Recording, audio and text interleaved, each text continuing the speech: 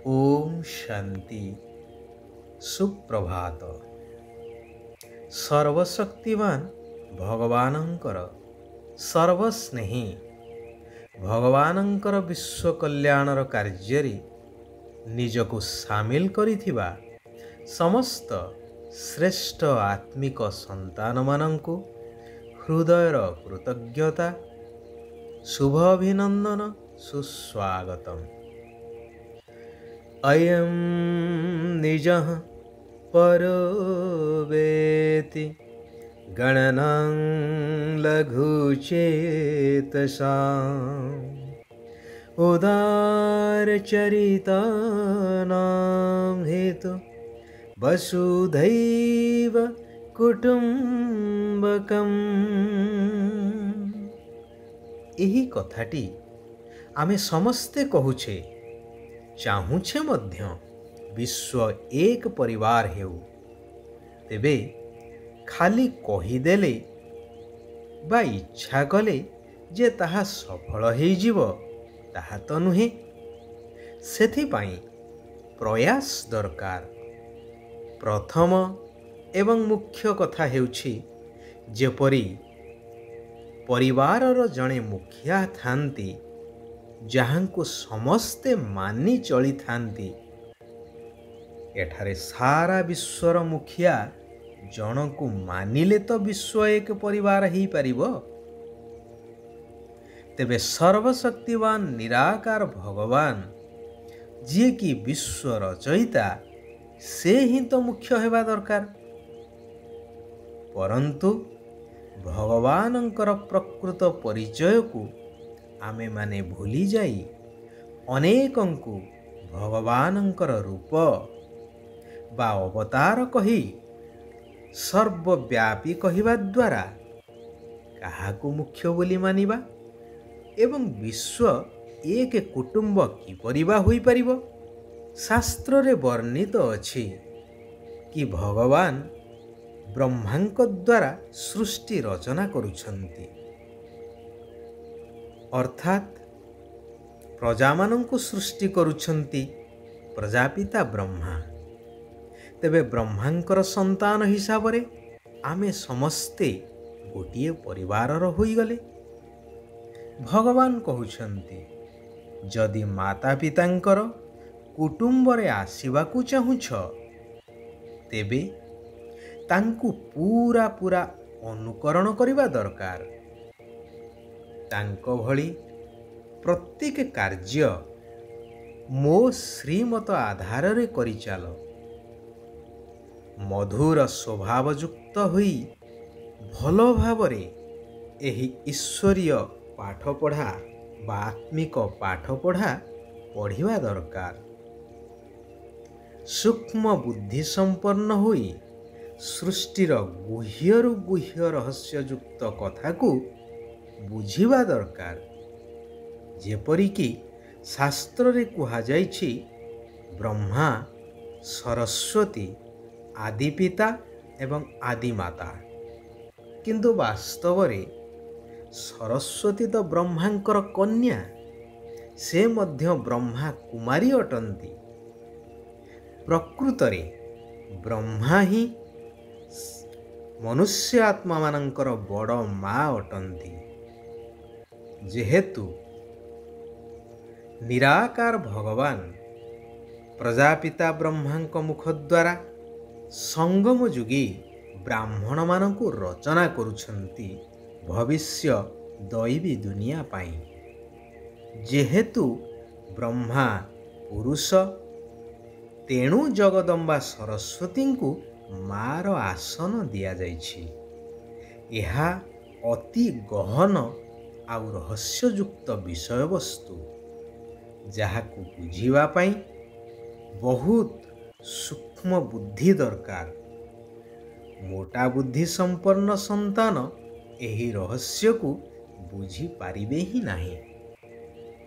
पुनश्च शास्त्र रे देखई दिया जाइछि जे ब्रह्मा सूक्ष्म वतनवासी अटंती, परंतु प्रजापिता ब्रह्मा तो यही दुनियार अटंती, नचेत ତାଙ୍କ ମୁଖ ନିଃସୃତ ଜ୍ଞାନ ଦ୍ୱାରା ବ୍ରାହ୍ମଣ ସୃଷ୍ଟି କିପରି ହୋଇପାରିବେ?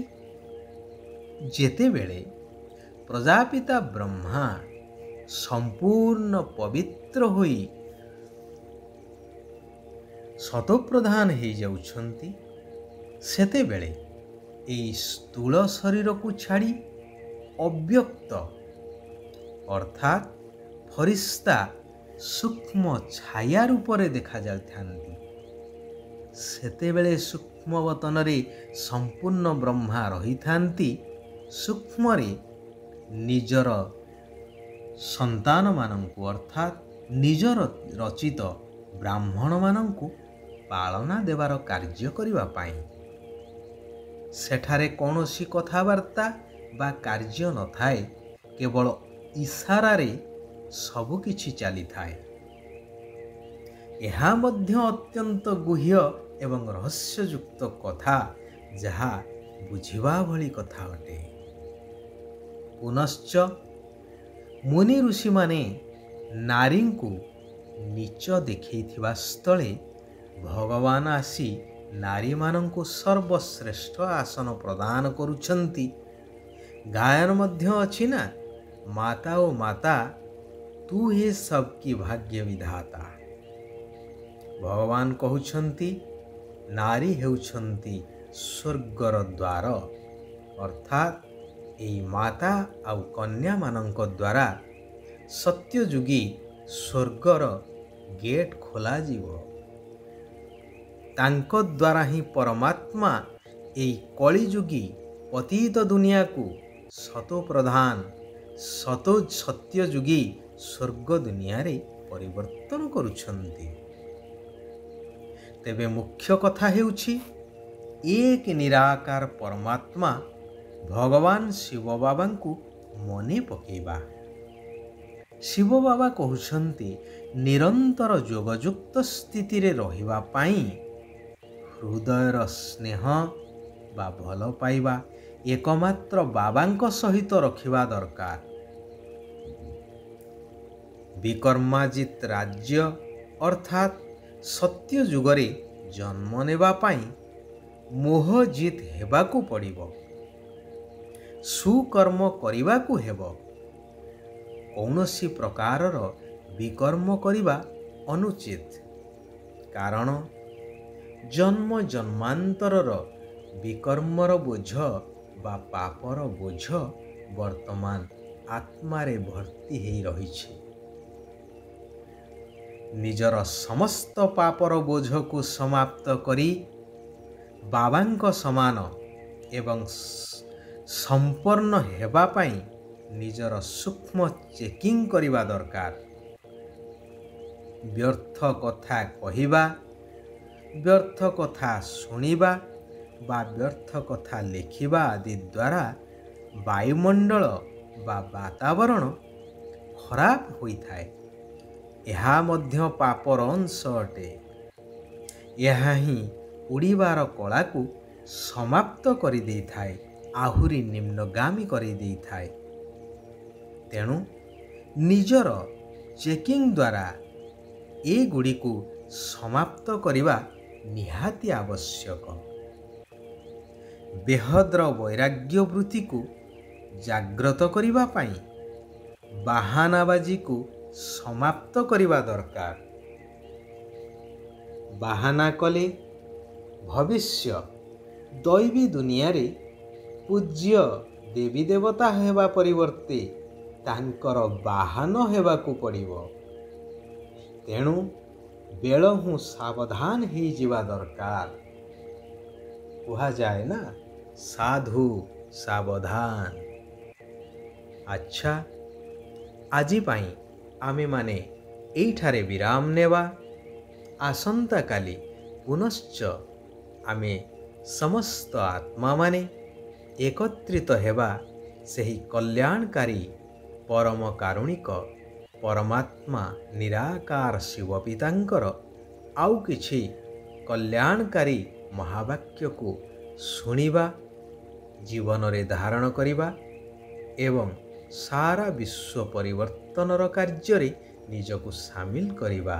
ଭବିଷ୍ୟ ନୂଆ ଦୁନିଆ ପାଇଁ ନିଜର ଭାଗ୍ୟ ଗଢ଼ି ନେବା।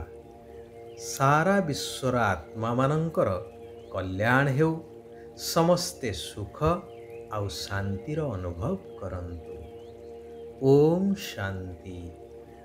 ଓମ୍ ଶାନ୍ତି। ଓମ୍ ଶାନ୍ତି।